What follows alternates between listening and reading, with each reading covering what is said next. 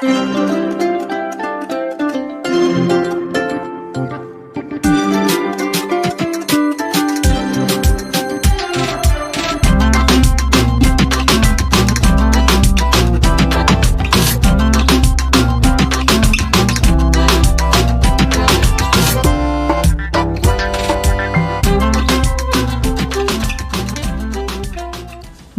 விலகினாலும் பர்வதங்கள் நிலை பெயர்ந்தாலும் என்னுடைய கிருபை உன்னை விட்டு விலகுவதும் இல்லை என்று சொல்லி வாக்கு கொடுத்திருக்கிற தேவாதி தேவனுடைய பிதாவாகிய நாமத்தினாலும் குமாரனாகிய இயேசு கிறிஸ்துவின் நாமத்தினாலும் உங்கள் யாவரையும் வாழ்த்துகிறேன். இப்படிப்பட்டதான ஒரு நல்ல வாய்ப்பை கொடுத்த என் தேவனாகிய கர்த்தருக்கு முதலாவது என்னுடைய நன்றியை தெரிவித்துக் கொள்கிறேன். அடுத்தபடியாக ஒரு வாய்ப்பை கொடுத்ததான அருமையான போதகர் அவருக்கும் அவருடைய குடும்பத்தாருக்கும் சபையார் யாவருக்கும் நான் நன்றியை தெரிவித்துக் கொள்கிறேன். இந்த கொடைக்கானல் என்பது எங்களுடைய உள்ளத்துக்கு நெக்ஸ்ட் டு அவர் ஹார்ட். எப்பொழுதுமே இந்த மலையை பார்க்கும் பொழுது ரொம்ப சந்தோஷமாக இருக்கும். ஒருவேளை ஒரு சிலர் இங்கே கெஸ்ட்டாக வந்திருப்பீங்க, டூரிஸ்டாக வந்திருப்பீங்க, ஒரு சிலர் இங்கே வாழ்ந்துட்டுருப்பீங்க. So privileged. மலை அப்படின்னு சொல்லும் பொழுதே தேவனாகிய கர்த்தர் மோசையை பார்த்து நம்ம யாத்ராகமத்தில் சொல்லுவார் 34:2 விடியற் காலமே நீர் ஆயத்தமாகி மலையின் மேலே அங்கே வந்து என் சமூகத்தில் நில்லு அப்படின்னு சொல்லி. ஸோ லிட்ரலாகவே அவர் மலையின் மேலே போய் நிற்பார். கர்த்தர் அவரோடு கூட முகமுகமாக பேசுவார். அவருக்கு அந்த கட்டளைகளை கொடுத்தார். ஒவ்வொரு முறையும் மலையின் மேலே இந்த மோசை போகும் பொழுதெல்லாம் தேவனுடைய சத்தத்தை கேட்டுட்டு வருவார். 40 நாட்கள் தங்கி இருந்தார்.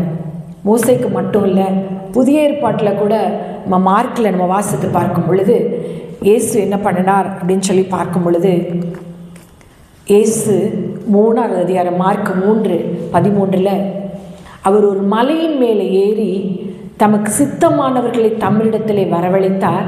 அவர்கள் அவரிடத்தில் வந்தார்கள்.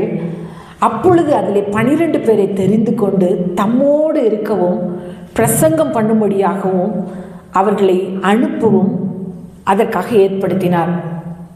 அருமையானவர்களே, இன்றைக்கு நீங்கள் அறிந்தோ அறியாமலோ இந்த மலைக்கு இன்று வந்திருப்பீர்கள் என்று சொன்னால் கர்த்தர் உங்களை அழைத்து கொண்டு வந்திருக்கிறார். It is not accidental. இது ஏதோ தற்செயலாக நடந்தது கிடையாது. தேவன் உங்களை அழைத்து கொண்டு வந்திருக்கிறார். என்னையும் அழைத்து கொண்டு வந்திருக்கிறார்.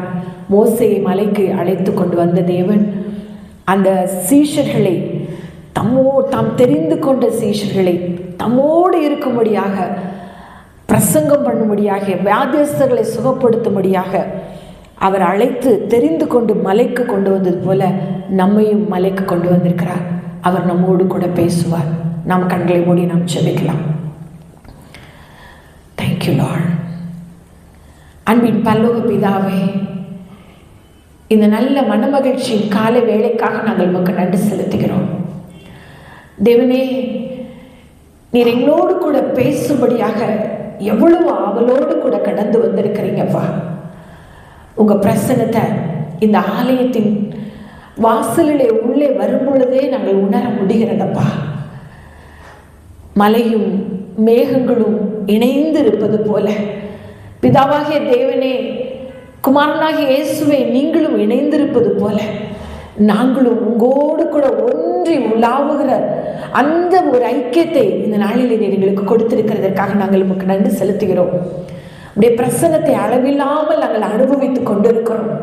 ஒவ்வொரு பாடல் மூலமாகவும் வார்த்தையின் மூலமாகவும் ஜபத்தின் மூலமாக உங்கள் பிரசன்னத்தை நாங்கள் உணர்ந்து கொண்டே இருக்கிறோம் அப்பா. அந்த மேக ஸ்தம்பம் இந்த இடத்துல இருக்கிறதற்காக உங்களுக்கு நன்றி அப்பா. திரைச்செலி அப்படியே அந்த தேவாலயத்தில் இருந்தது போல இந்த தேவாலயம் முழுவதுடைய பிரசன்னத்தினால நிரம்பி இருக்கிறதற்காக உமக்கு ஸ்தோத்திரம். தேவனே, ஒரு மனிதனுடைய வார்த்தையை கேட்பதற்காக நாங்கள் வரவில்லை அப்பா. நீர் எங்களோடு கூட நீர் பேச வேண்டும். Lord, you have to speak to us personally. எங்களோடு கூட நீ தனிப்பட்ட விதமாக நீங்கள் பேசணும். Lord, Holy Spirit, take control of my tongue. You speak to me and through me. என்னோடும் எங்களோடும் கூட இந்த காலவேளையில் நீங்கள் பேசுங்க. இயேசுவின் நாமத்தில் இந்த ஜெபத்தை ஏறெடுக்கிறேன். பரிசுத்த ஆவியானவரே, நீர் என்னை பொறுப்பேற்றுக் கொள்ளுங்க. என் வாயின் வார்த்தைகளும் இந்த சத்தத்தை கேட்கிற ஒவ்வொருடைய இருதயத்தின் எண்ணமும் உடைய சமூகத்திலே பிரியமாயிருப்பதாக. இயேசுவின் நாமத்தில் இந்த ஜெபத்தை ஏறெடுக்கிறேன் எங்கள் நல்ல பிதாவே. ஆமென், ஆமென், ஆமென். Praise the Lord. இந்த ஏப்ரல் மாதம் நிறைவு பெறுகிற அந்த இரவு வேளை, மே மாதம் ஆரம்பிக்கிறதான அந்த 12ஆம் மணி வேளையில் நான் ஜெபித்து கொண்டிருந்தேன். ஆண்டவரே, இந்த மே மாதத்தில் நீங்கள் எனக்கு ஒரு வாக்குத்தத்தம் கொடுக்கணும். ஒவ்வொரு நாளும் ஆண்டவர் நமக்கு பல வாக்குத்தத்தங்களை கொடுத்துருக்கிறார். இந்த மே மாதத்தில் நீங்கள் எனக்கு ஒரு வாக்குத்தத்தத்தை கொடுக்கணும்னு சொல்லும் பொழுது அந்த இரவு வேளையில் கர்த்தர் எனக்கு ஒரு வாக்குத்தத்தத்தை மாத்திரமல்ல, ஒரு செய்தியை கொடுத்தார். அப்பொழுது அந்த செய்தியை நான் எங்கே கொடுப்பேன் என்று சொல்லி எனக்கு தெரியாது. இந்த வீக்கெண்டு நாங்கள் கொடைக்கானல் வருவோம் என்று சொல்லியும் எனக்கு தெரியாது. நேற்றைய தினத்தில் 8 மணி அளவில் என்னுடைய கணவர் அருமையான போதகர் இடத்துல ஜஸ்ட் இந்த ஆலயத்திற்கு வந்து நாங்கள் வருகிறோம், அட்டன் பண்ண வருகிறோம் என்று சொன்னாங்க. அதுபோல் அப்போது ஐயா கேட்டாங்க, மெசேஜ் கொடுக்க முடியுமா? அப்போ ஆண்டவர் உடனே சொன்னார், இந்த செய்தியை நான் உனக்கு அந்த இரவு வேளையில் மே மாதம் 1ஆம் தேதி கொடுத்தது இதற்காகத்தான் என்று சொன்னார். உடனே நான் எஸ் சொன்னேன். அதுக்குள்ளே கனெக்ஷனே போயிடுச்சு. அவங்களுக்கு நாங்கள் எஸ் சொன்னது கூட காது கேட்கல. நாங்கள் தங்கியிருந்த ஹோட்டலில் கரண்ட் சப்ளை இல்லை. நான் எஸ் சொன்ன பிறகு ஒரு புதிய செய்தி என்னால் ப்ரிப்பேர் பண்ண முடியவே முடியாது, நோ சப்ளை. அப்போ ஆண்டவரே, நான் என்ன செய்தி கொடுக்கணும், நான் ஒன்றுமே ப்ரிப்பேர் பண்ண முடியாதுன்னு சொல்லும் பொழுது தான், இதை ஏற்கனவே நான் ப்ரிப்பேர் பண்ணி வச்சுருக்கிறேனே என்று சொல்லி கர்த்தர் அந்த செய்தியை சொல்லும் பொழுது என்னுடைய உள்ளம் பரவசத்தால் நிறைந்தது. இந்த செய்தி எனக்காக மாத்திரமில்லை, இங்கு வந்திருக்கிற என்னுடைய வார்த்தையை கேட்குற ஒவ்வொருவருக்காகத்தான் கர்த்தர் கொடுத்தார். இந்த மே மாதம் நம் ஒவ்வொருவருக்குமே ஒரு மகிழ்ச்சியின் மாதமாக, இந்த மே மாதம் நம் ஒவ்வொருவருக்குமே ஒரு மகிமையான ஒரு மாதமாக, இந்த மே மாதம் ஒவ்வொருவருக்கும் ஒரு மறுரூபத்தின் மாதமாக இருப்பதாக மாத்திரமில்லை, கர்த்தர் இந்த மே மாதத்திலே நம்ம எப்படியாக ஆசீர்வதிக்கப் போகிறார் என்பதை ஒரு வசனத்தின் மூலமாக நாம் வாசிக்கலாம். உபாகமம் 28வது அதிகாரம் 1வது வசனத்தினுடைய கடைசி பகுதியை நான் வாசிக்கிறேன். உபாகமம் 28 கடைசி பகுதி. உன் தேவனாகிய கர்த்தர் பூமியில் உள்ள சகல ஜாதிகளிலும் உன்னை மேன்மையாக வைப்பார். ஹல்லேலூயா, ஹல்லேலூயா. கர்த்தர் உன்னை மேன்மையாக வைப்பார். ஸோ இந்த மே மாதத்திலே கர்த்தர் நம்மை மேன்மையாக வைப்பார். ஒருவேளை பக்கத்தில் இருப்பாங்கன்னு சொன்னால் நீங்கள் அவங்கள பார்த்து சொல்லலாம், கர்த்தர் உங்களை மேன்மையாக வைப்பார், கர்த்தர் உங்களை மேன்மையாக வைப்பார். அல்லது உங்களை பார்த்து நீங்கள் சொல்லுங்கள், இந்த மே மாதத்திலே கர்த்தர் என்னை மேன்மையாக வைப்பார். ஹல்லேலூயா. மேன்மை அப்படி என்று சொல்லும் பொழுது ஒரு உயர்வு. ஹல்லேலூயா. மேன்மை என்று சொல்லும் பொழுது ஒரு உயர்வு, ஒரு ப்ரமோஷன், நெக்ஸ்ட் லெவல், அடுத்தபடி உங்களை உயர்த்துவார். வேலை நீங்கள் பல நாட்கள் ஒரு உயர்வுக்காக நீங்கள் காத்து கொண்டிருக்கலாம், ஒரு ப்ரொமோஷனுக்காக காத்து கொண்டிருக்கலாம், ஒரு வேலையில் ஒரு உயர்வு, உங்கள் குடும்பத்திலே ஒரு உயர்வு, ஏதோ ஒன்றுக்காக நீங்கள் காத்து கொண்டிருக்கலாம். ஆண்டவர் சொல்கிறாரு, இந்த மே மாதத்தில் உன்னை நான் மேன்மையாக வைப்பேன். ஹல்லேலூயா. ஆண்டவர் மேன்மைப்படுத்தின மனுஷர்கள் எல்லாம் பார்க்கும் பொழுதெல்லாம் அவர்கள் சாதாரண மனிதர்களாக காணப்பட்டார்கள். தாவீதை குறித்து நாம் பார்க்கும் பொழுது அவர் ஆடு மேய்த்து கொண்டிருந்தார் என்று சொல்லி நாம் பார்க்கிறோம். அவர் ஆடு மேய்த்து கொண்டிருந்ததான ஒரு தாவீது, அவருடைய வீட்டிற்கு ஒரு நல்ல ஒரு தீர்க்கதரிசி வருகிறார், சாமுவேல் தீர்க்கதரிசி. அப்போ அந்த தீர்க்கதரிசி எதற்காக வந்திருக்கிறார் என்று சொல்லி அந்த தாவீதனுடைய தகப்பனாருக்கு தெரியாது. ஆனால் அந்த தீர்க்கதரிசி ஒரு நோக்கத்துக்காக வருகிறார், பலியிட வருகிறேன் என்று சொல்லிவிட்டு வருகிறார். அங்கு ஒரு மகனை அவர் ராஜாவாக அபிஷேகம் பண்ண வேண்டும் என்று சொல்லி வருகிறார். அப்பொழுது அந்த தாவீதனுடைய தகப்பன் என்ன பண்ணுகிறார், முதல் மகனை அனுப்புகிறார். வாட்டச்சாட்டமாக ஒரு மிலிட்ரி மேன் மாதிரி இருக்கிறார், ரொம்ப அழகா இருக்கிறாரு. ஆண்டவர் இவர் நினைக்கிறாரு, இவராக தான் இருக்கும் போல் இருக்கு, இவரை நம்ம அபிஷேகம் பண்ணலாம் என்று சொல்லி சாமுவேல் நினைக்கும் பொழுது தேவன் சொல்கிறார், நீ மனுஷன் முகத்தை பார்ப்பான், நானோ இருதயத்தை பார்க்கிறேன். இவன் அல்ல. அடுத்த மகன் வருகிறார், அவரையும் பார்த்து சொல்ல, இவன் அல்ல. அடுத்த மகன் வருகிறார், இவன் அல்ல.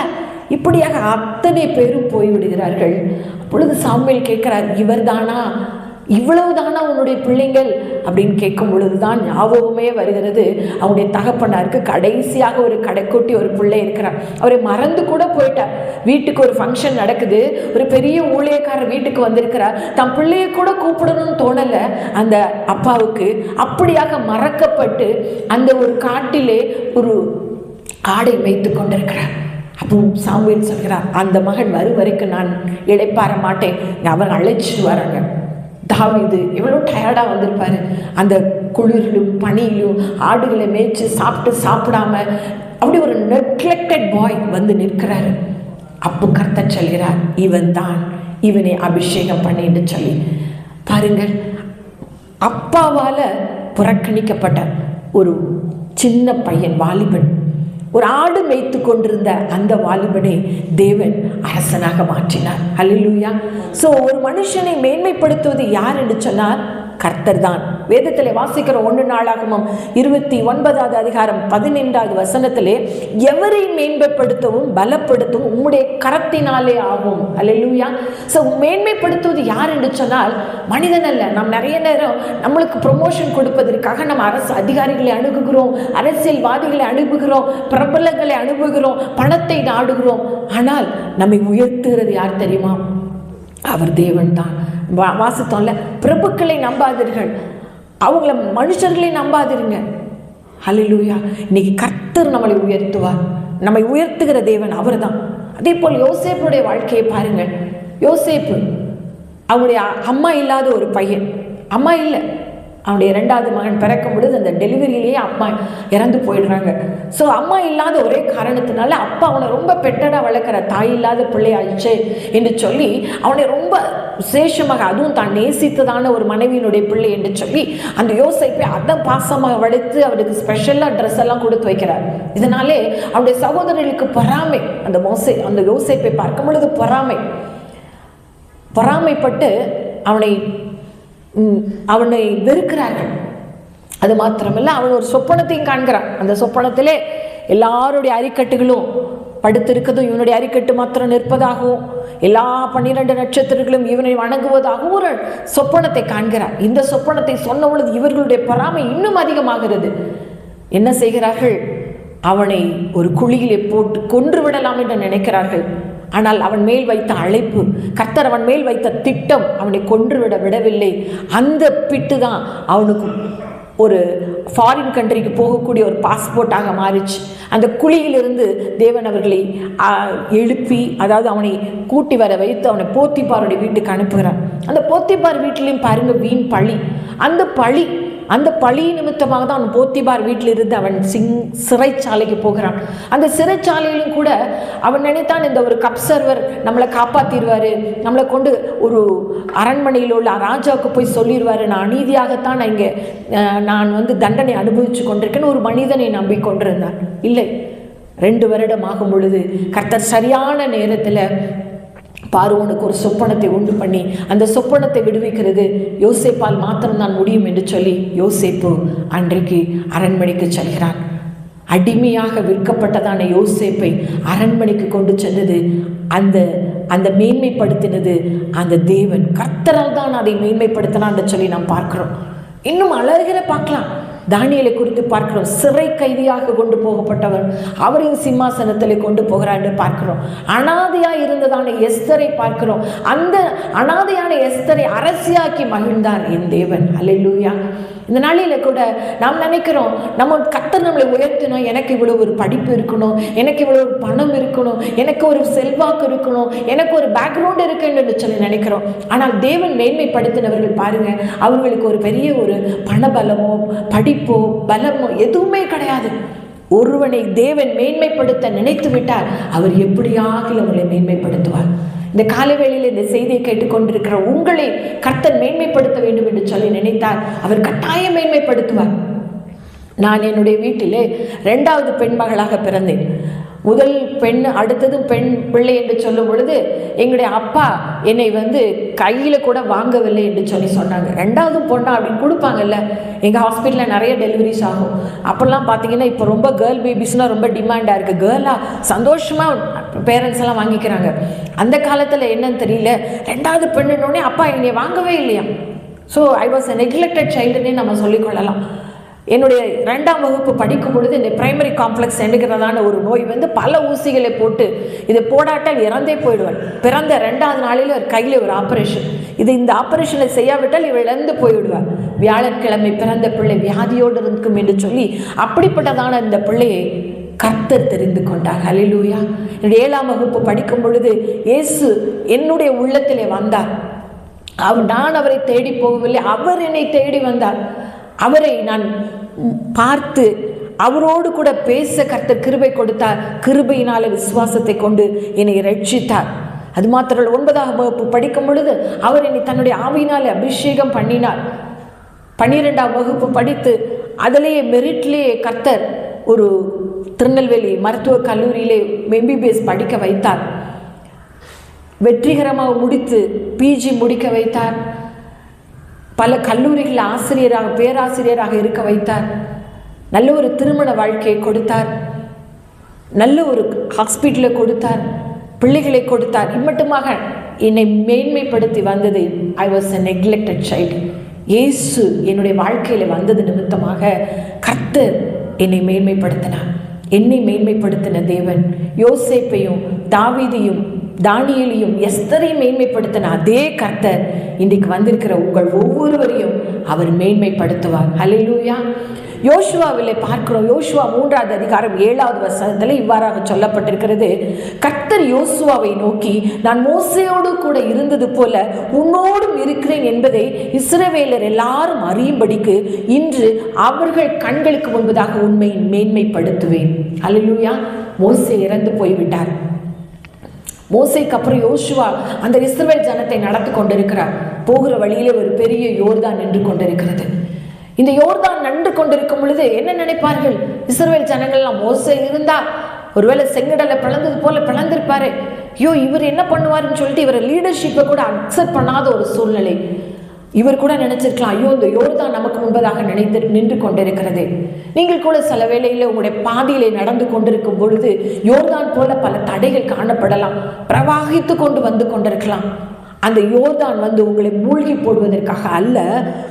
இஸ்ரவேல் எல்லாரும் நான் உன்னோடு கூட இருக்கிறேன் என்று அவர்களுக்கு முன்பதாக உன்னை மேன்மைப்படுத்தும்படியாகத்தான் நான் அந்த யோர்தானை கட்டளையிட்டேன் என்று சொல்லி கர்த்தர் யோர்தானை யோசுவாக்கு முன்பதாக பிளந்து போக பண்ணினார். ஹல்லேலூயா. இன்றைக்கு கூட உங்களுக்கு முன்பதாக காணப்படுகிற தடை, அது எவ்வளோ பெரிய தடையாக இருந்தாலும் அந்த தடை எதற்காக என்று சொன்னால் உங்களோடு கூட கர்த்தர் இருக்கிறார் என்பதை மற்றவர்கள் புரிந்து கொள்ளும்படியாக, உங்கள் கூட பிறந்தவர்கள் புரிந்து கொள்ளும்படியாக, உங்கள் குடும்பத்தினர் புரிந்து கொள்ளும்படியாகத்தான் அவர் அந்த யோர்தானை கூட அலோ பண்ணியிருக்கலாம். கர்த்தர் யோசுவாவோடு கூட இருந்தது மாத்திரமல்ல, மோசேயோடு இருந்தது மாத்திரமல்ல, இன்றைக்கு நம்மோடு கூட இருக்கிறார். ஹல்லேலூயா. யோசுவாவை மேன்மைப்படுத்தின தேவன் நம்மையும் அவர் மேன்மைப்படுத்துகிறார் என்று சொல்லி நாம் பார்க்கிறோம். அடுத்தபடியாக எப்படி நமக்கு மேன்மை கிடைக்கும் என்று சொல்லி ஒரு சில காரியங்களை நாம் பார்க்கும் பொழுது ஆதியாகமம் 4வது அதிகாரம் 7வது வசனத்தில் சொல்லப்பட்டிருக்கிறது, நன்மை செய்தால் உனக்கு மேன்மை இல்லையோ. ஹல்லேலூயா. நன்மை செய்தால் உனக்கு மேன்மை இல்லையோ. நம்ம சொல்லுவோம், நான் எப்பொழுது நன்மை தானே செய்து கொண்டிருக்கிறேன், ஆனால் எனக்கு ஒன்றும் மேன்மையே இல்லையே, நான் எல்லாம் நல்லது தானே எல்லாத்துக்கும் பண்ணி கொண்டிருக்கிறேன், ஏன் எனக்கு எல்லாம் தீமையாகவே நடந்து கொண்டிருக்கிறேன் என்று சொல்லி நினைக்கலாம். எஸ்தர் புஸ்தகத்தில் ஒரு சம்பவத்தை நாம் வாசிக்கிறோம். அந்த சம்பவத்தில் என்ன என்று சொன்னால், அகஸ்வேரு ராஜா அரண்மனை காவலில் இருக்கக்கூடிய மொர்தெக்காய் ஒரு நாள் அகஸ்வேரு ராஜாவுக்கு விரோதமாய் வருகிற அந்த 2 பேர் அவரை கொலை செய்ய வரும் பொழுது அதை அரண்மனைக்கு அறிவித்து அகஸ்வேருடைய உயிரை காப்பாற்றுகிறார். இந்த காரியம் நாளாகம புஸ்தகத்திலே எழுதப்பட்டது, அவங்களுடைய நினைவு புஸ்தகத்திலே. ஆனால் அதற்கான அவார்டு ரிவார்டு எதுவுமே யாருக்கு கொடுக்கப்படவில்லை? மொர்தெக்காய்க்கு கொடுக்கப்படவில்லை, இவன் செய்த நன்மைக்காக. ஆனால் சரியாக நாள் ஒன்று வந்தது. அது என்ன நாள் தெரியுமா? ஆமான் என்கிறதான விரோதி, மொர்தெக்காயுடைய விரோதி மொர்தெக்காய்க்காக ஒரு 6 முழம் பெரிய ஒரு தூக்கு மரத்தை மாட்டிவிட்டு வந்து வாசலிலே நிற்கிறான். அன்று வாசலிலே அவன் ஆமான் வருவதற்கு முந்தின இரவே தேவன் அந்த அகஸ்வேரு ராஜா அவனுடைய தூக்கத்தை கலைக்கிறார். அவருக்கு தூக்கம் வரவில்லை. தூக்கம் வரலன்னா நீங்கள் எல்லாம் உட்காந்துட்டு என்ன பண்ணுவோம்? இந்த காலத்தில் ஒரு வேளை இருந்தார்னா ஒரு வேளை வாட்ஸ்அப்பு, இன்ஸ்டாகிராம், டிவின்னு ஏதாவது பார்த்துட்டு இருந்திருப்பார். அப்போ அவருக்கு ஒன்றுமே இல்லை, என்ன பண்ணன்னு தெரியல. உடனே கொடுங்க அந்த பழைய அந்த நாள புஸ்தகத்தை, அந்த நினைவு புஸ்தகத்தை, நாளாகம புஸ்தகத்தை கொண்டு வாங்க, அதில் அது வாசிக்கலாம். வாசித்து பார்க்குறாங்க, மொர்தெகாய் இன்ன நாளில் ராஜாவுக்கு விரோதமாய் வந்தவங்களை காண்பித்து கொடுத்து ராஜாவுடைய உயிரை காப்பாற்றணும் என்று எழுதப்பட்டிருக்கிறது. அப்படி ராஜா கேட்குற, இதுக்கு மொர்தெகாய்க்கு ஏதாவது ரிவார்டு கொடுத்தாங்களா, அவார்டு எதுவும் பண்ணாங்களா? பார்க்குறாங்க, திருப்பிப்பாங்க, இன்னும் ஒன்றும் பண்ணலாம். அப்படியா? உடனே நினைக்கிறார், நம்ம நெக்ஸ்ட் நம்ம காலையில் வரும்பொழுது மொர்தெகாய்க்கு நம்ம ரிவார்ட் பண்ணணும் அப்படின்னு நினைக்கிறார். அந்த எண்ணத்தோடு கூட ராஜா வர்றாரு. ஆமான் உள்ள வர்றாரு. உங்களுக்கு எல்லாருக்கும் சம்பவம் தெரியும். ஆமானை பார்த்து கேட்குறாரு, ராஜா கணம் பண்ண விரும்புகிறவரே என்ன செய்ய வேண்டும் என்று சொல்லி கேட்குறான். ஆமான் நினைத்துக்கொண்ட, என்னை தவிர வேற யாரை ராஜா கணம் பண்ண போகிறான் என்று சொல்லி அவனுக்கு இஷ்டப்படியெல்லாம் அவனுக்கு என்னெல்லாம் ஆசை அத்தனையும் சொல்கிறான். ராஜா வரக்கூடியதான அந்த குதிரையின் மேலே வரணும், ராஜ வஸ்திரத்தை போடணும், எல்லாரும் பணிந்து வணங்கணும், ராஜா அவனுடைய எல்லாவற்றையும் சொல்றாரு. உடனே சர்ப்ரைஸ் என்ன தெரியுமா? ஆமானே இந்த வாசலை நின்று கொண்டிருக்கிறானே அந்த மொர்தெகாய்க்கு போய் எல்லாம் செய்யும். எப்படி இருந்திருக்கும் அந்த ஆமானுக்கு? எப்படி இருந்திருக்கும்? எனக்கு செய்யாட்ட கூட பரவாயில்ல, அந்த மொர்தெகாய்க்கு செய்யணுமா? அந்த நாளிலே மொர்தெகாய் கனப்பட்டான் என்று சொல்லி பார்க்கிறோம். அதே ஆமானை கொண்டு எந்த ஆமான் உங்களை மூழ்கடிக்க வேண்டும், உங்களை தோற்கடிக்க வேண்டும், உங்களை தூக்கிலே போட வேண்டும் என்று சொல்லி நினைத்தானோ அதே ஆமான் தூக்கிலிடப்பட்டான். ஆனால் அதே ஆமானை கொண்டு மொர்தெகாயை கர்த்தர் கனப்படுத்தினான். நன்மை செய்தால் உங்களுக்கு மேன்மை இல்லையோ? நன்மை செய்தால் மேன்மை இல்லையோ? எனக்கு திருமணம் ஆகுறதுக்கு முன்பதாகவே என் கணவரை குறித்து சொன்னதான ஒரே ஒரு காரியம், அவர் கவர்மெண்ட் ஆஃபீஸர், ஆனால் ஒரு காசு கூட பரிதானம் வாங்க மாட்டார் என்று சொல்லி, அந்த ஒரு காரியத்து நிமித்தமாக எங்களுடைய பெற்றோர் இவர் உண்மையான ஒரு கவர்மெண்ட் ஆஃபீஸராக இருக்கும் பொழுது கர்த்தருக்கு பயப்படுகிற ஒரு மனுஷனாக இருப்பார் என்று சொல்லி எனக்கு திருமணம் பண்ணி வைத்தார்கள். அவர் அந்த நாளிலிருந்து இன்றைக்கு வரைக்கும் அவர் பரிதானம் வாங்குவது கிடையாது.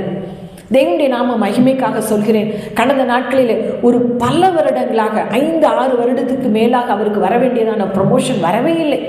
ஏனென்றால் அவர் பரிதானம் கொடுப்பதும் இல்லை, அவர் வாங்குவதும் இல்லை.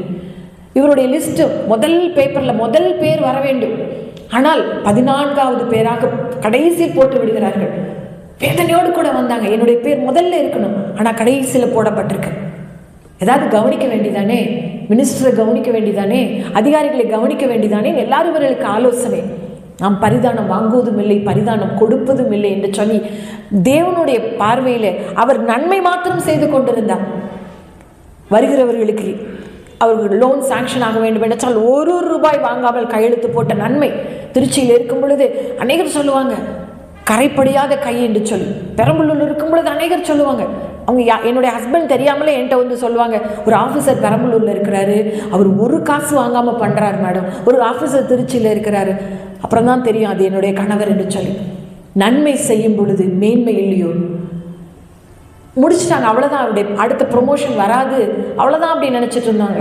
திடீரென்று எந்த ஒரு அவரோடு கூட வேலை செய்கிறவர் அவருடைய ப்ரொமோஷனை முதல்லிருந்து தடுத்து கொண்டிருந்தாரோ, அவர் இந்த ப்ரொமோஷனுக்காக அவர் வேலை செய்கிறார். அவர் வேலை செய்யும் பொழுது அவருடைய ஆர்டர்ஸ் குயிக்காக போகுது.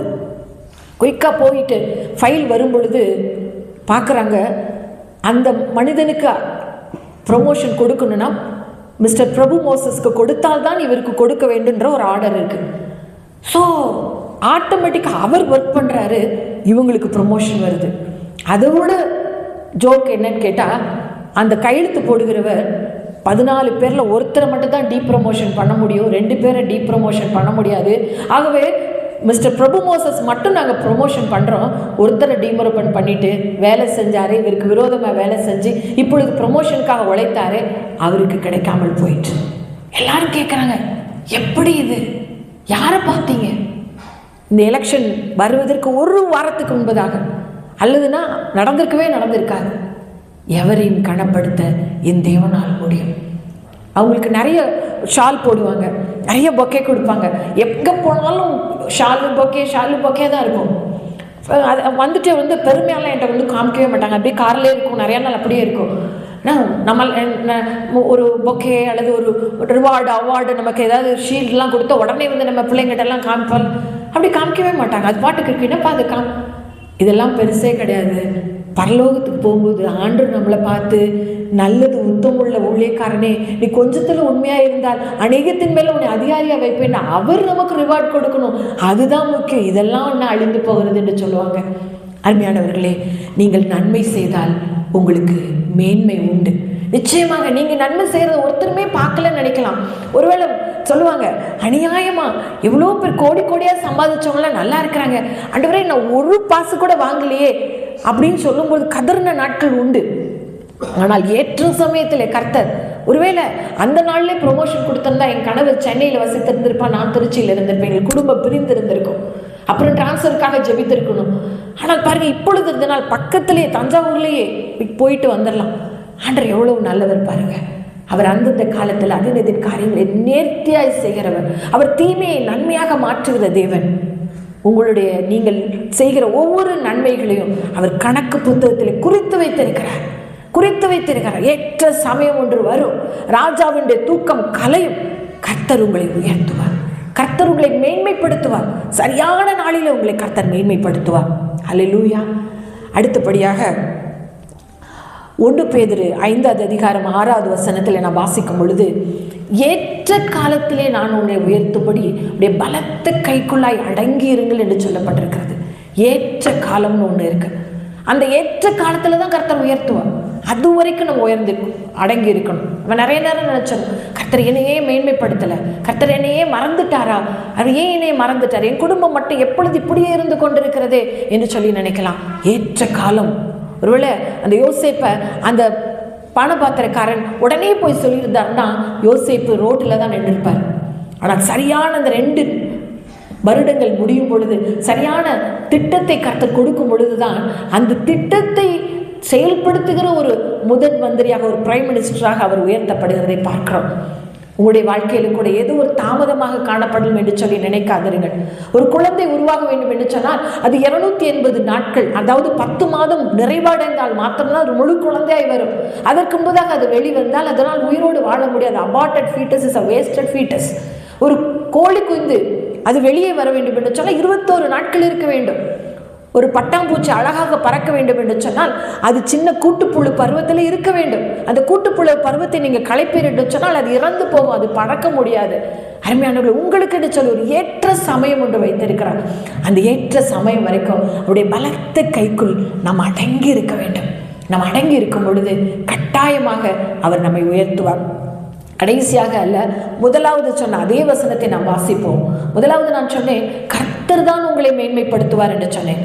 2வதாக, நீங்கள் நன்மை செய்யும் பொழுது கர்த்தர் உங்களை உயர்த்துவார் என்று சொன்னேன். 3வது நாம் பார்க்கும் பொழுது உபாகமம் 28வது அதிகாரத்தை முதலில் இருந்து வாசிப்போம் என்று சொன்னால், இன்று நான் உனக்கு விதிக்கிற உன் தேவனாகிய கர்த்தருடைய கட்டளைகளின்படி எல்லாம் செய்ய நீ கவனமாயிருக்கும்படி அவருடைய சத்தத்திற்கு உண்மையாய் செவி கொடுப்பாயானால் உன் தேவனாகிய கர்த்தர் பூமியில் உள்ள சகல ஜாதிகளிலும் உன்னை மேன்மையாக வைப்பார். ஹல்லேலூயா.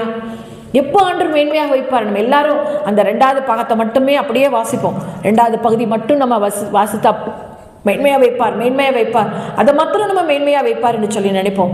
அழகா ஆங்கில வேதத்தில் சொல்லப்பட்டிருக்கிறது, if you carefully listen to Lord your God and do what is right in his sight, obeying all his commands, I will give you today. The Lord your God will exalt you above all nations. Hallelujah. Carefully listen to the Lord. அழகாக சொல்லப்பட்டிருக்கு. இன்றைக்கு நான் சொல்கிற அந்த வசனத்தை நீ கவனமாய் கேட்டு, ஆண்டோடைய சத்தத்தை கேட்டிருக்கீங்களா? எத்தனை பேர் ஆண்டோடைய சத்தத்தை நான் கேட்டிருக்கேன்னு சொல்ல முடியும்? 1900 ஹல்லேலூயா, பிரைஸ் தி லார்ட். அருமையான ஐயா சொல்கிறாங்க, நான் ஆண்டோடைய சத்தத்தை கேட்டிருக்கேன். ஆண்டோடைய சத்தத்தை நான் என்னைக்கோ கேட்டேன்னு இல்லை, ஆண்டோடைய சத்தம் நம்மகிட்ட துடித்து கொண்டு இருக்குது. நீங்கள் கட்டளை என்று சொல்லும்போது அந்த 10 கட்டளைகள் மாத்திரம் அல்ல, இன்றைக்கு ஆண்டவர் சொல்லுவார். டுடே ஆண்டவர்களோடு கூட பேசுவார். வலது புறம் இடது புறம் சொல்லும் பொழுது வழி இதுவே, இதிலே நடவுங்கள் என்று சொல்லுகிற சத்தம் உங்களுக்கு கேட்கும். நீங்க நினைக்கலாம், அப்படியா ஆண்டவர் மோசே கூட தான் பேசினாரு? இல்லை, இன்னைக்கு நம்ம ஒவ்வொருவரும் கூட அவர் பேசுகிறார். அவருடைய சத்தத்தை நம்ம கேட்க முடியும். God speaks to us through many ways. அன்னைக்கு மோசையோடு கூட முகமுகமாக பேசினார். இன்னைக்கு நம்ம கூட கர்த்தர் பேசுகிறார். அந்த காலத்தில் தூதர்கள் மூலமாக பேசினார், சொப்பனங்கள் மூலமாக பேசினார். தேவ மனிதர்கள் மூலமா பேசினார், தரிசனங்கள் மூலமா பேசினார். இன்றைக்கும் கர்த்தர் நம்மோடு கூட எதன் மூலமா பேசி கொண்டிருக்கிறார் தெரியுமா? 80% ஆஃப் த வேர்ட்ஸ் இந்த வேத வார்த்தையின் மூலமா ஆண்டவர் பேசுறாரு. இன்னைக்கு நான் வேண்டாம்னு நினைக்கிறேன். இன்றைக்கு வேதம் வாசித்தீர்களா? நான் கேட்க விரும்பலை. இன்றைக்கு கர்த்தருடைய சத்தத்தை கேட்டீர்களா என்று சொல்லி தான் கேட்க விரும்புகிறேன். நீங்கள் பல அதிகாரம் கூட படிச்சிடலாம். நான் இன்னைக்கு 10 அதிகாரம் படித்தேன். இந்த பைபிளை நான் ஒரு 60 தடவை படித்து முடிச்சேன்னு கூட சொல்லலாம். ஆண்டவருடைய சத்தத்தை நீங்கள் கேட்காம ஆண்டவருடைய சத்தத்தை கேட்கணும். இந்த வேர்டு ஃபுல்லாகவே ரிட்டர்ன் வேர்ட் ஆஃப் காட். இது ஃபுல்லாகவே லோகோஸ். ஆண்டவர் எழுதி வைத்திருக்கிற வார்த்தை தான். எல்லாத்தையும் எழுதி வைத்திருக்கிறார். ஆனால் இன்றைக்கு கர்த்தர் சொல்வார். நான் சொன்னேன்ல, மே மாதம் 1ஆம் தேதி நடு ராத்திரியில் அந்த காலை வேளையில் கர்த்தர் என்னோடு கூட பேசினார் என்று சொன்னேன். இன்றைக்கு 3ஆம் தேதி இங்கு இந்த இடத்துல வந்து இந்த செய்தியை கொடுக்க வேண்டும் என்று சொல்லி எனக்கு தெரியாது. கர்த்தரை எழுப்பின அந்த மாதத்திலே உங்களை மேன்மையாக வைப்பேன் என்று சொல்லி கர்த்தர் வாக்கு கொடுத்தாரு. அதே போல தான் கர்த்தர் நம்மளோடு கூட பேசுவார். உள்ளத்திலிருந்து பேசுவார். கான்ஷியஸ் மூலமாக பேசுவார். நம்மளோடு கூட பேசுவார். ஒருவேளை நீங்கள் பேசலைன்னு சொன்னால் எதில் ப்ராப்ளம் நினைக்கிறீங்க? ரிசீவரில் தான் ப்ராப்ளம். எப்போவுமே நம்ம கையில் வருதான், எப்போவுமே நான் ஒரு ஃபோன் கையிலே வச்சுருப்போமே. அந்த ஃபோன் இருக்குல்ல, எல்லோரும் கையில். ஆனால் சர்ச்சுக்கு கொண்டு வர மாட்டோம், வந்தால் நம்ம ஆஃப் பண்ணி வச்சுருப்போம். நான் வேணுக்குன்னு இந்த ஃபோனை இங்கே கொண்டு வந்திருக்கிறேன். எதற்காக தெரியுமா? இந்த ஃபோன் எதுக்காக பயன்படுத்துகிறோம்? பேசுறதுக்கு. இன்றைக்கி பேச தவிர எல்லாத்துக்கும் பயன்படுத்திகிட்டு இருக்கோம். முந்தி பேசுறதுக்காக மட்டும்தான், இது பேச தவிர எல்லாத்துக்கும் பயன்படும். ஒருவேளை ஒரு கால், நீங்கள் ஒருத்தர் ஒரு கால் வருதுன்னு வச்சுக்கோங்க. இந்த கால் வரும் பொழுது சில சமயத்தில் நமக்கு கிடைக்கிறதான பதில் என்ன பதில் தெரியுமா? The person you are trying to reach is unavailable to take your call. அது பாட்டு ரிங் ஆகிட்டே இருக்கும். நம்ம பாட்டுக்கு என்ன பண்ணிகிட்டு இருப்போம்? வேறு ஏதாவது பண்ணிகிட்டே இருப்போம். அது பாட்டுக்கு ரிங் போயிட்டே இருக்கும். Jesus calling you every day, every minute. பரலோகத்திலேருந்து ஹெவன்லி கால் வந்துட்டே இருக்கும். நான் பாட்டுக்கு என் ஃப்ரெண்ட்ஸோடு பேசிட்டு, நான் பாட்டுக்கு தூங்கிட்டு அழுது, நான் பாட்டுக்கு ஏதோ ஒரு இன்ஸ்டாகிராமை எங்கேயோ வேறு இதில் பார்த்துட்டு அவர் அழைக்கிற சத்தத்தை எனக்கு கேட்காம இருந்தால் இதே தான் அவருக்கும் கேட்கும், பரலோகத்தில் கேட்கும். The person you are trying to reach is unavailable to take call. ஆண்டவர் ஒவ்வொரு நாள் அவர்கிட்ட பேச விரும்பார். நீங்கள் ஆண்டவர்கிட்ட பேச ஆண்டவரே எல்லாம் சொல்ல தேவையில்லை. அவர் பேச துடித்து கொண்டு இருக்கிறார். அவர் அப்பா, அவர் நம்ம பிள்ளை. அப்பாவுக்கு பிள்ளைகிட்ட பேசுறதுக்கு அவ்வளோ ஒரு ஆசை. அவர் மேய்ப்பன். நமக்கு பிரித்ததான வசனம், கர்த்தர் என் மேய்ப்பராக இருக்கிறார், என் மாடுகளின் சத்தத்திற்கு செவி கொடுக்கும். அவர் பேச விரும்புகிறார். ஒரு நாள் நம்ம பேச துடிச்சிட்டு இருக்கார். ஆனால் we are not available. Are you available? எப்படி அவைலபிளாக இருக்கணும்? அவருடைய சன்னிதானத்தில் போய் அவரோடு கூட கொஞ்சம் நேரம் உட்காந்து. இன்றைக்கி எங்களுக்கு ஒரு நல்ல ஒரு இடம் கிடச்சிச்சு. அங்கேருந்து அப்படி பார்த்தோன்னா எல்லா மலைகளும் இருந்துச்சு. ரொம்ப சந்தோஷமாக ஆண்டவரோடு கூட தனியாக உட்காரதுக்கு ரொம்ப டைம் கிடச்சிச்சு. காலையில் ஆண்டவர் 4:50 எழுப்பிட்டார். அப்படியே தனியாக ஆண்டரோடு உட்கார வந்தது. அப்படியே அந்த மூணு அப்படியே போகுது, சன்னு வந்தது, ரொம்ப அழகாக இருந்துச்சு. அப்படியே கர்த்தர் பேசிகிட்டே இருக்கிறார். நிறைய காரியத்தை பர்சனலாக பேசிக்கிட்டே இருந்தார். ஆண்டரோடு கூட தனியாக நீங்கள் அவைலபிளாக இருக்கும் பொழுது ஆண்டர் பேசுவார். Are you available to God? Are you available to God? God will speak to you. அது மாத்திரம் இல்லை, அடுத்தது என்ன வரும்? நீங்கள் ஃபோனில் கேட்டிங்கன்னா சர்ச்சில் பேசலாமா ஃபஸ்ட்டு? திரும்ப பேசலாமா? யாராவது நான் பேசலாம்ல, மோனோ இல்லைல்ல. என்ன அடுத்தது என்ன சவுண்டு வரும்? எனக்கு கொஞ்சம் பேர் தூங்க ஆரம்பிச்சிட்டிங்க, அதனால் நான் கேள்வி கேட்கலான்னு நினச்சேன். அடுத்து என்ன சவுண்டு வரும்? The person you are trying to call is speaking to somebody else. முந்தி இப்போ அழகாக சொல்லிடு. முந்தி நீங்கள் பேச விரும்பும் நபர் வேறொருடன் தொடர்பில் இருக்கிறார். அதனால் குடும்பத்திலலாம் நிறைய பிரச்சனைலாம் வந்திருக்கு. இப்போ நல்லா சொல்லிடுறாங்க, நீங்கள் பேச நினைக்கும் நபர் மற்றவரோடு பேசிக்கொண்டிருக்கிறார்.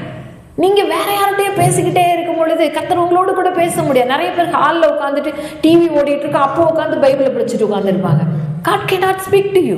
அம்மா அங்கே உட்காந்து பேசிகிட்டு இருப்பாங்க, இங்கே உட்காந்துட்டு பேச முடியாது. சில பேர் அதில் இப்போலாம் நம்ம ஆன்லைன் வந்துச்சு. காதிலே போட்டுக்கிட்டு தோசை சுட்டுட்டு காதிலே போட்டுக்கிட்டு அதில் கர்த்தர் பேச முடியாது. தனியாக எப்பொழுதுமே ஜெபிக்கும் பொழுது பைபிள் வச்சுக்கோங்க, ஒரு டைரி வச்சுக்கோங்க, ஒரு பேனா வச்சுக்கோங்க. ஜபம் தனி, வேதம் தனி இல்லை. அவர் பேசுவார் வேத வசனத்தின் மூலம். நாம் பேசணும் ஜபத்தின் மூலமாக. இது ஒரு கான்வர்சேஷன். கர்த்தர் பேசுவார். ஹல்லேலூயா. நான் வேற யார்கிட்டயோ பேசிகிட்டே இருக்கும்போது கர்த்தர் என்கிட்ட என்ன செய்ய முடியாது? பேச முடியாது. வேற என்ன வரும் இந்த ஃபோனில் சொல்லுங்கள்? Not reachable. அது கடைசியில் வர. அதுக்கு முன்னாடி சுவிட்ச் ஆஃப். அவ்வளோதான், முடிஞ்சு போச்சு. நீங்கள் பேச நினைக்கும் நபர் தன்னுடைய சுவிட்ச் ஆஃப் செய்து உள்ளார். ஹல்லேலூயா. முடிஞ்சு போச்சு. ஆவிக்கிற வாழ்க்கையில் ஆத்மா செத்தே போச்சுன்னு வச்சுக்கோங்க. இன்னும் சுவிட்ச் ஆஃப் ஆகிடும். இவங்க ஆஃப் பண்ணிலாம் போட மாட்டாங்க, ஆஃப் ஆகிடும். எங்களுக்கு ஆஃப் ஆக பார்த்துச்சு நேற்றெல்லாம் கரண்ட் இல்லைன்னு சொல்லிட்டு எப்படியோ போய் கொஞ்சமாவது சார்ஜரை வச்சு எப்படியாவது சார்ஜ் போட்டு நம்ம அதை இதுக்கு மட்டும் சார்ஜ் போட்டுக்கு எப்படி துடிக்கிறோம்.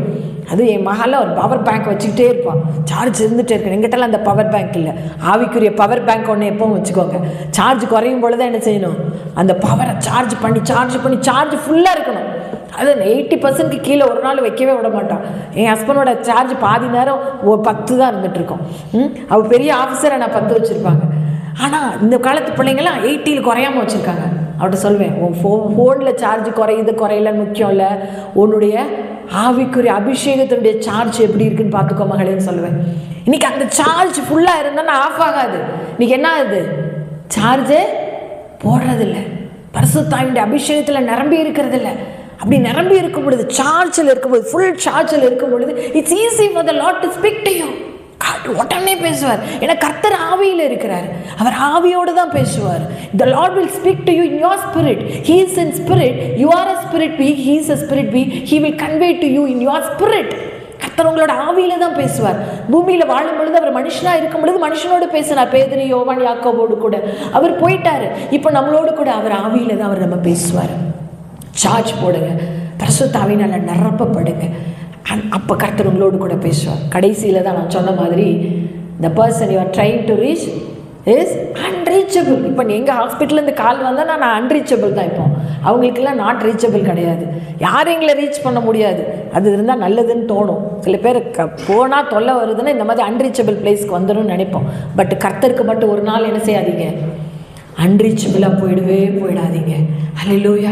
அந்த டவர் இருக்குன்னு வச்சுக்கோங்க, அந்த கவரிங் ஏரியாவில் தான் இருந்துக்கணும், அந்த கவரேஜுக்குள்ளே தான் இருந்துகிட்டே இருக்கணும். நான் போய் ஒரு சினிமா தியேட்டரில் போய் உட்காந்து கர்த்தர் பேசுவாரா?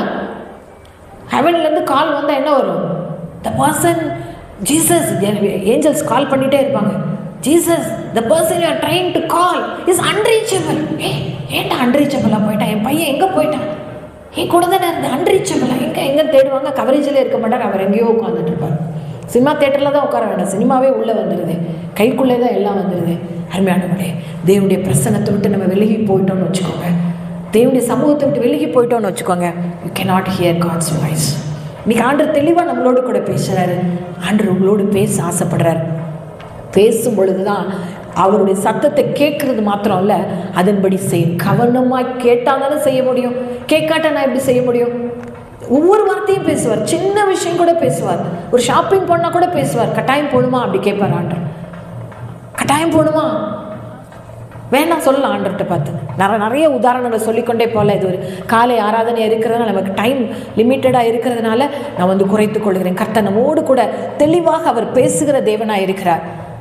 பாருங்க, ஆண்டவர் நம்மளை இந்த வார்த்தைக்கு நீங்கள் முக்கியத்துவம் கொடுங்க. இப்போது உபாகமம் 28 1வது அதிகாரத்தை நீங்கள் வாசிப்பீங்கன்னு சொன்னால், மேன்மைப்படுத்துவது மாத்திரமில்லை, அவருடைய கற்பனைகளுக்கெல்லாம் நம்ம கீழ்ப்படியும் பொழுது நீங்கள் ஃபுல்லாக நீங்கள் வீட்டில் போய் வாசித்து பாருங்கள். 28வது அதிகாரம் முதல்ல 13 வசனங்களும் கர்த்தர் உங்களை ஆசீர்வதிக்கிறதை குறித்து போடப்பட்டிருக்கு. அவருடைய சத்தத்திற்கு செவி கொடுத்து அவருடைய கட்டளைகளை உண்மையாக நம்ம கீழ்ப்படியும் பொழுது, அவருடைய கட்டளைகள் அருமையானவங்களே ரொம்ப முக்கியம். இந்த வார்த்தை ரொம்ப ரொம்ப முக்கியம், ரொம்ப முக்கியம். இந்த கட்டளைகளுக்கு நம்ம கீழ்ப்படியணும். இந்த வேதத்தை நம்ம ஒரு நாள் மறக்கவே கூடாது. இந்த கட்டளைக்கு கீழ்ப்படியணும். என்னுடைய 2வது மகள் மருத்துவக் கல்லூரியில் ஃபைனல் இயர் படித்து கொண்டிருக்கலாம். அவளோடு கூட படிக்கிற பிள்ளைங்க எல்லாம் அவள்கிட்ட கேட்பாங்களாம், என்ன புக்கு படிக்கிற, நீ என்ன புக்கு படிக்கிற? ஏன்னா கர்த்தர் அவளை ஃபர்ஸ்ட் இயர்லேயும் அடுத்தது செகண்ட் இயர்லேயே ஈவன் இப்போ கூட டிஸ்டிங்ஷன்ஸு, ஆனர்ஸு, கோல்டு மெடலாக கொடுக்க ஆரம்பித்தார். ஏன்னா அவள் கர்த்தருடைய சத்தத்தை அவள் தனியாக உட்காந்து கேட்டுட்ருப்பாள், அவளோடு கூட பேசுவாள். அப்போது நிறைய பேர் எந்த புக்கு படிக்கிறேன்னு அவள் டேபிளில் இருந்த இந்த புக்கு, இந்த புக்கு எங்கிட்ட இல்லவே இல்லை. எந்த புக்கு? இது சொல்லவே இல்லை. நீயே எடுத்து படி. அது எந்த புக்கு? நீங்கள் எல்லாம் படிக்கிற புக்கு தான் படிக்கிறேன், ஆனால் ஃபஸ்ட்டு நான் எந்த புக்கை படிப்பேன்? இந்த புக்கை படிப்பேன்.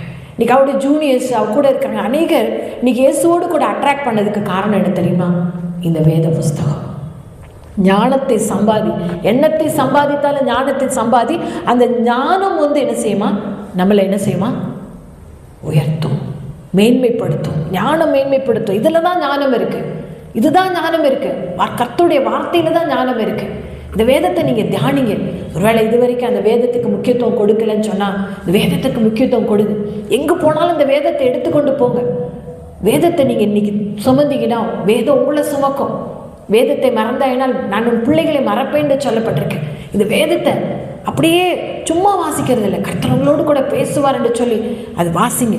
அந்த வேதம் ஒரு வெளிச்சம், அது ஒரு கண்ணாடி, அது ஒரு உணவு. நமக்கு இந்த வேதம் நமக்கு அவ்வளோ ஒரு அருமருந்து என்று சொல்லப்பட்டிருக்கிறது.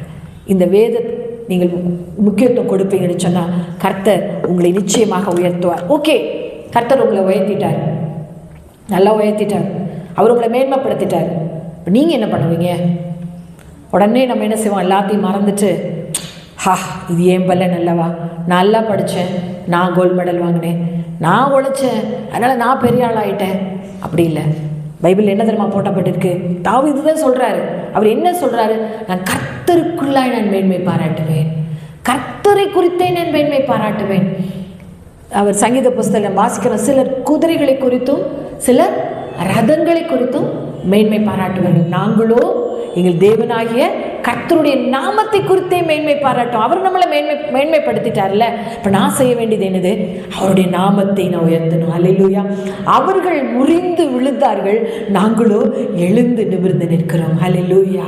சிலர் சொல்லுவாங்க, எனக்கு ரதம் அவ்வளோ இருக்குது, எனக்கு அவ்வளோ இருக்குது, எனக்கு அந்த பலன் இருக்குது, எனக்கு அவ்வளோ இருக்குது, அவ்வளோ சொத்து இருக்குது, அவ்வளோ சுகம் இருக்குது, அவ்வளோ இருக்குது. அவங்க அதை குறித்து மேன்மை பாராட்டுவாங்க. எங்களுக்கு மேன்மை பாராட்டுறதுக்கு வேறு எதுவுமே கிடையாது. அவருடைய நாமத்தை குறித்து தான் நம்ம மேன்மை பாராட்டுவோம். இன்னும் ஜெரேமியா 9வது அதிகாரம், இது 2 வசனத்தை மாத்திரம் நான் சொல்லி முடித்து விடுகிறேன். என் ஹஸ்பண்ட் அங்கேருந்து கை காமிக்கிறாங்க, டைம் ஆயிடுச்சுன்னு சொல்லிட்டு நான் முடிச்சிடுறேன். ஜெரேமியா 9வது அதிகாரம் 23, 24 வசனத்தை நான் வாசிக்கலாம். யாராவது எடுத்தவர்கள் கூட வாசிக்கலாம். எரேமியா 9வது அதிகாரம் 23, 24 வசனம். மேன்மை பாராட்டுகிறவன் எதை குறித்து மேன்மை பாராட்டம் என்று சொல்லி தெளிவாக சொல்லப்பட்டிருக்கிறது. ஞானி தன் ஞானத்தை குறித்து மேன்மை பாராட்ட வேண்டாம், பராக்கிரமன் தன் பராக்கிரமத்தை குறித்து மேன்மை பாராட்ட வேண்டாம், ஐஸ்வர்யவான் தன் ஐஸ்வர்யத்தை குறித்து மேன்மை பாராட்ட வேண்டாம். மேன்மை பாராட்டுகிறவன் பூமியிலே கிருபையும் நியாயத்தையும் நீதியும் செய்கிற கர்த்தர் நான் என்று என்னை அறிந்து உணர்ந்திருக்கிறதை குறித்தே மேன்மை பாராட்ட கடவன் என்று கர்த்தர் சொல்லுகிறார். இவைகளிலே என் பிரியமாயிருக்கிறேன். ஹல்லேலூயா. ஞானி ஞானத்தை குறித்து மேன்மை பாராட்டாதீங்க. பராக்கிரமன் பராக்கிரத்தை குறித்து இல்லை, ஐஸ்வர்யன் ஐஸ்வர்யத்தை குறித்து இல்லை. எதை குறித்து மேன்மை பாராட்டணுமா? இந்த பூமியில் எல்லாத்தையும் செய்திருக்கிற நான் என்பதை அறிந்து உணர்ந்திருக்கிறேன். நான் கேட்குற ஒரே கேள்வி, ஆண்டவர் உங்களுக்கு தெரியுமா? அறிந்து உணர்ந்திருக்கிறீங்களா? Do you know Jesus? எத்தனை பேருக்கு இயேசுவை தெரியும்? இயேசுவை பற்றி எல்லாத்துக்கும் தெரியும். இயேசுவை தெரியுமா நான் கேட்குறேன். ஒருவேளை இன்னைக்கு ஜவஹர்லால் நேரு தெரியுமா அப்படின்னு கேட்டால் எனக்கு தெரியாது. ஜவஹர்லால் நேரு பற்றி தெரியும். Knowing someone is different from knowing about them, right? knowing aboutனா Jawaharlal Nehru first prime minister of India, அவருக்கு சில்ட்ரன்னா ரொம்ப பிடிக்கும், இந்த மாதிரி ஒரு சில விஷயங்கள் அவர் ரோஸ் வச்சிருப்பார், இப்படி இருப்பார் எல்லாம் சொல்லலாம். ஆனால் ஜவஹர்லால் நேருவோட மகள்கிட்ட பார்த்து கேட்டேன்னா இந்திரா காந்தி எப்படி சொல்லுவாங்க? I know my father, I know my dad அப்படின்வாங்க இல்லையா? So do you know about Jesus or do you know Jesus? இயேசுவை பற்றி தெரியுமா? இயேசுவை பற்றி தெரியும், அது எல்லாருக்குமே தெரியும். அவர் 2000 வருஷத்துக்கு முன்னதாக வந்தார், மாட்டு தொழுவில் பிறந்தார். இயேசு அவர் நல்ல அற்புதங்களை செய்தார், அவர் சிலுவையில் அறையப்பட்டார், எல்லாம் தெரியும். ஆனால் வாட் ஐ வாண்ட் ஆஸ்க், இயேசுவை நீங்கள் அறிந்திருக்கிறீங்களா? Do you know him personally? அவர் உங்களுக்கு தெரியுமா? அவரை நீங்கள் அறிந்திருக்கிறீங்களா? நீங்கள் அறிந்திருக்கிறீங்கன்னா you can post about it. You can post, I know my Lord, I know my Lord, I know him personally. எனக்கு அவரை தெரியும். இது குறித்து நீங்கள் பெருமை பாராட்டுவோம். அது மாத்திரம் இல்லை, கடைசியாக பவுல் சொல்கிறாரு, கலாத்தியர் 6வது அதிகாரம் 14வது வசனத்தில் நம்ம வாசிப்போம். கலாத்தியர் 6:14 பவுல் தன்னுடைய நிருபத்தில் அவர் சொல்லுகிறாரு, நானும் நம்முடைய கர்த்தராகிய இயேசு கிறிஸ்துவின் சிலுவையை குறித்தல்லாமல் வேறொன்றை குறித்து மேன்மை பாராட்டாதிருப்பனாக. அல்லேலூயா. அந்த சிலுவையை குறித்து தான் நான் மேன்மை பாராட்ட வேண்டும். ஏன் இந்த சிலுவை குறித்து மேன்மை பாராட்டணும்? ஒரு நாள் நான் நன்றாக ஆராதித்து கொண்டிருந்தேன். ஒரு சபையில் இருந்து ஆராதித்து கொண்டிருக்கும் பொழுது அழகாக ஆராதித்து கொண்டிருக்கிறேன். நிறைய நேரம் நம்ம கூட நினைப்போம், நம்ம நல்ல ஒரு ட்ரெஸ் போட்டு வந்துன்னா யாராவது பார்த்து ரொம்ப ஒரு காம்ப்ளிமெண்ட் பண்ணணும்னு நினைப்போம். நல்லா இருக்குது அப்படின்னு சொன்னால் நமக்கு ரொம்ப சந்தோஷமாக இருக்கும். அதுவும் ஒய்ஃப் எல்லாம் ஹஸ்பண்ட் சொன்னால் நல்லா சந்தோஷமாக இருக்கும். நான் நிறைய நேரம் நல்லா புது ட்ரெஸ் போட்டு போய் நிற்பேன், அவங்களுக்கு தெரியவே தெரியாது. அப்படின்னு காம்ப்ளிமெண்ட்டே பண்ண மாட்டாங்க. பாருங்கப்பா அதை நீங்கள் வாங்கி கொடு, ஓ அப்படியா அப்படின்னு போவாங்க. ஆமாம், அன்றைக்கி ஒரு நாள் நல்ல ஒரு புது ட்ரெஸ் போட்டுட்டு, ஒரு சின்ன வயசில் நான் சொல்கிறது கல்யாணம் ஆன புதுசுலையா, அப்போ காம்ப்ளிமெண்ட்டே பண்ணல. அது நமக்கு லேடிஸ்க்கு ஒரு ஆசை, காம்ப்ளிமெண்ட்டே பண்ணல, யாருமே நம்மளை ஒன்றுமே சொல்ல. ஆனால் நான் வர்ஷிப் பண்ணிகிட்ருக்கேன். உங்களுக்கு தெரியுமா தெரியல, ஆண்டர் இப்படி கூட பேசுவாரான்னு சொல்லிட்டு ஆண்டர் என்னை பார்த்து சொன்னார், யூ லுக் பியூட்டிஃபுல் அப்படின்னு சொன்னார். ஆண்டர் சொல்லுவாரா? பிப்ளிக்கு அகேன்ஸ்டாக பேசுகிறேன்னா இல்லை, உன்னத பாட்டில் பாருங்கள், என் ரூபவதியே நீ அழகாக இருக்கிற, உன்னை பழுதொன்றில்லை சொல்கிறாரு தானே, யூ லுக் பியூட்டிஃபுல் அப்படின்னாரு. எனக்கு அவ்வளோ சந்தோஷம், யாருமே எனக்கு சொல்லலை, ஆண்டர் சொன்னாருன்னு சொல்லி. அடுத்த நிமிஷத்தில் நான் பார்த்த காட்சி என்ன தெரியுமா? இந்த பேஷன் ஆஃப் கிரைஸ்டில் ஜீசஸ் பார்த்துருக்கீங்களா? அப்படியே முகமெல்லாம் ரத்தம் முழுக்கிறிடம் அடைச்சு அப்படியே அடிக்கப்பட்டு அப்படிப்பட்ட ஒரு இதை காமிச்சேன்.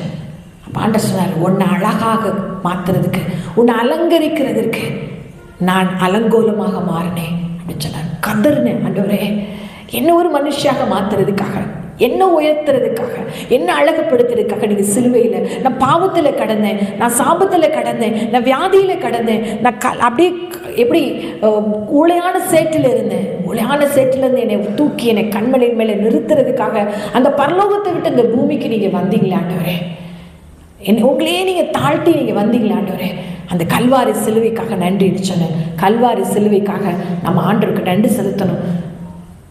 அந்த சிலுவையை குறித்து நம்ம மேன்மைப்படுத்துவோம், சிலுவை குறித்து மேன்மைப்படுத்துவோம். ஹல்லேலூயா. நம்ம எல்லாரும் கூட இந்த வேளையில் கூட நம்மை நோக்கி ஆண்டரை நோக்கி பார்க்கலாம். நம்ம எதை குறித்து மேன்மை பாராட்டி கொண்டு இருக்கிறோம்? நம்மை குறித்தா, நம்முடைய படிப்பை குறித்தா, நம்முடைய வேலையை குறித்தா, பணத்தை குறித்தா? மேன்மை பாராட்டுவன் பூமியிலே சகலத்தையும் செய்கிற கர்த்தர் ஒருவர் உண்டு என்று சொல்லி அவரை குறித்தே மேன்மை பாராட்ட கடவன். அவருடைய நாமத்தை குறித்தே மேன்மை பாராட்ட கடவன். சிலுவையை குறித்தல்லாமல் வேறொன்றையும் குறித்து நான் மேன்மை பாராட்டுவேன். விந்தை கிறிஸ்து ராஜா உந்தன் சிலுவையின் மேன்மை, உந்தன் சிலுவையின் மேன்மை. ஆண்டவர் பார்த்து சொல்லுவோமா, ஆண்டவரே உங்கள் சிலுவை தான் எனக்கு மேன்மை. ஆண்டவரே என்ன உயர்த்துறதுக்காக உங்களையே நீங்கள் தாழ்த்துனீங்கப்பா. என் தலையில் இருக்கிற சாப கிரீடத்தை எடுக்கிறதுக்காக நீங்கள் முள் கிரீடம் சூழ்ந்து கொண்டீங்கப்பா. உங்கள் ரத்தத்திற்காக நன்றி, உங்கள் சிலுவை பாடுக்காக நன்றி. என்னை உயர்த்தும்படியாக அவர் தன்னை தாழ்த்தினார். மேன்மைக்கு முன்பதாக தாழ்மை. இன்றைக்கு கூட நம் கர்த்தருக்கு முன்பதாக நம்மை தாழ்த்துவோமா? மேன்மைக்கு முன்பதாக தாழ்மை. நம்மை தாழ்த்தும் பொழுது தன்னைத்தான் தாழ்த்துகிறவன் உயர்த்தப்படுவான். ஆண்டவருடைய சிலுவைக்கு முன்பதாக வந்து தாழ்மையோடு நின்று, ஆண்டவரே நான் ஒரு பாவி தான் ஆண்டவரே, நீங்கள் என்னை மேன்மைப்படுத்தலை நினச்சேன், நீங்கள் தான் என்னை மேன்மைப்படுத்துறீங்களா, புரியாமல் போயிட்டேன், என்னை மன்னிச்சிருங்க. உங்களுடைய வார்த்தையை நான் கேட்காம போனேன், உங்கள் சத்தத்தை நான் கேட்காம போனேன், என்னை மன்னிச்சிருங்க ஆண்டவரே. என்னை நான் தாழ்த்தாமல் நான் பெருமையாக இருந்தேன், நீங்கள் என்னை மன்னிச்சிருங்க ஆண்டவரே. நான் நன்மை செய்யாமல் இருந்தேன், என்னை மன்னிச்சிருங்க ஆண்டவரே. எவரையும் மேன்மைப்படுத்த உம்மாலே முடியும் என்று சொன்னீங்களே, என்னையும் மேன்மைப்படுத்துங்க ஆண்டவரே. ஒருவேளை நீங்கள் இயேசுவை சொந்த ரட்சகராக இதுவரை நீங்கள் ஏற்றுக்கொள்ளாமல் இருப்பீர் என்று சொன்னால், உங்களுடைய இடது கையை உங்களுடைய இருதயத்தின் மேலே வைத்துக் கொள்ளுங்க. வலது கரத்தை உயர்த்தி பரலோகத்தை நோக்கி காண்பீங்க. பரலோகம் இதை பார்த்து கொண்டு இருக்கிறது. இருதயத்தில் இடது கையை வைத்துக் கொள்ளுங்க. வலது கையை பரலோகத்தின் மேலே உயர்த்தி நான் சொல்கிற ஜெபத்தை சொல்லுங்க. அன்பின் பரலோக பிதாவே, உங்களுடைய சொந்த குமாரனாகிய இயேசுவை இந்த பூமிக்கு அனுப்புனீங்க, அதற்காக உங்களுக்கு நன்றி செலுத்துகிறோம். இயேசுவே, எனக்காக இந்த பூமிக்கு வந்து, நான் சொல்கிற ஜெபத்தை திரும்ப சொல்லுங்கள், வந்து சிலுவையில் அறையப்பட்டு ரத்தம் சிந்தி மரித்து அடக்கம் பண்ணப்பட்டு 3ஆம் நாள் உயிரோடு எழுந்தீங்க.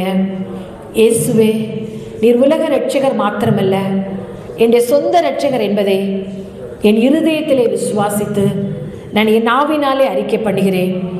இன்றிலிருந்து நான் உம்முடைய பிள்ளை, நீர் என்னுடைய தகப்பன். என்னுடைய பெயரை இன்று நீர் ஜீவ புஸ்தகத்திலே எழுதுகிறதற்காக உமக்கு நன்றி செலுத்துகிறேன். இயேசுவே, என்னுடைய மரணமோ உம்முடைய வருகையோ எது முதலில் இருந்தாலும் நான் உம்மை பரலோகத்திலே சந்திப்பேன் என்று சொல்லி நான் விசுவாசிக்கிறேன். இன்றிலிருந்து நான் ஒரு புது மனிதன். இயேசுவே, என்னை உயர்த்த நீ வைத்திருக்கிற திட்டத்திற்காக உமக்கு நன்றி செலுத்துகிறேன். நான் உம்மை உயர்த்துகிறேன். நீர் என்னை உயர்த்தப் போகிறதற்காக உமக்கு நன்றி செலுத்துகிறேன்.